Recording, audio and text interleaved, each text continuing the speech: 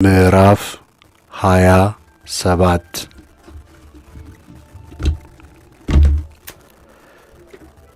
የሰለዓድ ሴቶች ልጆች ጥያቄ። ከዮሴፍ ልጅ ከምናሴ ወገን የምናሴ ልጅ የማኪር ልጅ የገለዓድ ልጅ የአፌር ልጅ የሰለዓድ ሴቶች ልጆች መጡ።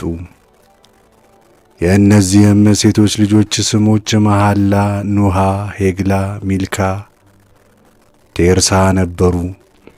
በምስክሩም ድንኳን ደጃፍ አጠገብ በሙሴና በካህኑ በአልዓዛር አለቆቹም በማኅበሩም ሁሉ ፊት ቆመው እንዲህ አሉ።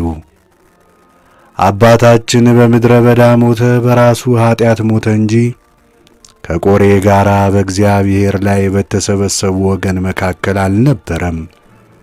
ወንዶችም ልጆች አልነበሩትም። ወንድ ልጅስ ባይኖረው የአባታችን ስም ከወገኑ መካከል ለምን ይጠፋል? በአባታችን ወንድሞች መካከል ርስትን ስጠን። ሙሴም ነገራቸውን በእግዚአብሔር ፊት አቀረበ። እግዚአብሔርም ሙሴን እንዲህ ብሎ ተናገረው። የሰለዓድ ልጆች እውነት ተናግረዋል። በአባታቸው ወንድሞች መካከል የርስት ድርሻ ስጣቸው። የአባታቸውን ርስት ለእነርሱ ስጥ። ለእስራኤልም ልጆች እንዲህ ብለህ ንገራቸው፣ ሰው ቢሞት ወንድ ልጅ ባይኖረው ርስቱን ለሴቶች ልጆች ትሰጣላችሁ፣ ሴት ልጅም ባይኖረው ርስቱን ለወንድሞቹ ትሰጣላችሁ። ወንድሞቹም ባይኖሩት ርስቱን ለአባቱ ወንድሞች ትሰጣላችሁ። የአባቱም ወንድሞች ባይኖሩት ከወገኑ ለቀረበ ዘመድ ርስቱን ትሰጣላችሁ፣ እርሱም ይውረሰው። እግዚአብሔርም ሙሴን እንዳዘዘ ለእስራኤል ልጆች ሥርዓትና ፍርድ ይሁን። ኢያሱ በሙሴ ምትክ እንደተመረጠ። እግዚአብሔርም ሙሴን አለ፣ ወደዚህ በናባው አሻገር ወዳለው ተራራ ውጣ፣ ለእስራኤል ልጆች ይገዟት ዘንድ እኔ የምሰጣቸውን የከነዓን ምድር እያት። ባየሃትም ጊዜ ወንድምህ አሮን በሖር ተራራ እንደ ተጨመረ አንተ ደግሞ ወደ ወገን ትጨመራለህ።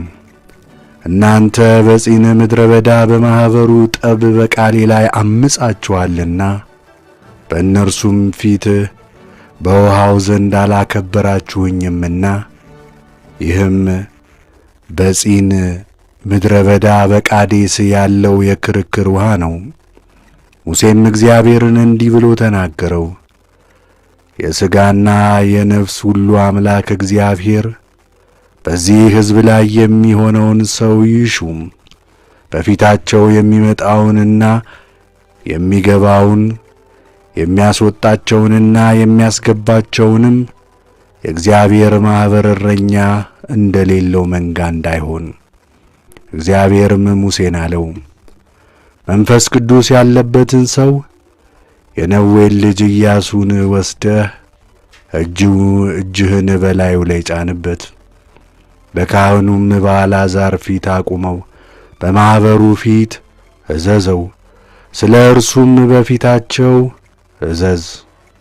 የእስራኤል ልጆች ሁሉ እንዲታዘዙት ከክብርህ ስጠው። በካህኑም በአልዓዛር ፊት ይቁም፣ እርሱም በእግዚአብሔር ፊት ፍርድ ይጠይቅለት። እርሱ ከእርሱም ጋር የእስራኤል ልጆች ማኅበር ሁሉ በቃሉ ይውጡ፣ በቃሉም ይግቡ። ሙሴም እግዚአብሔር እንዳዘዘ አደረገ። ኢያሱንም ወስዶ በካህኑ በአልዓዛር በማኅበሩ ሁሉ ፊት አቆመው። እግዚአብሔርም ሙሴን እንዳዘዘው እጁን በላዩ ላይ ጫነበትና ሾመው፣ አዘዘውም።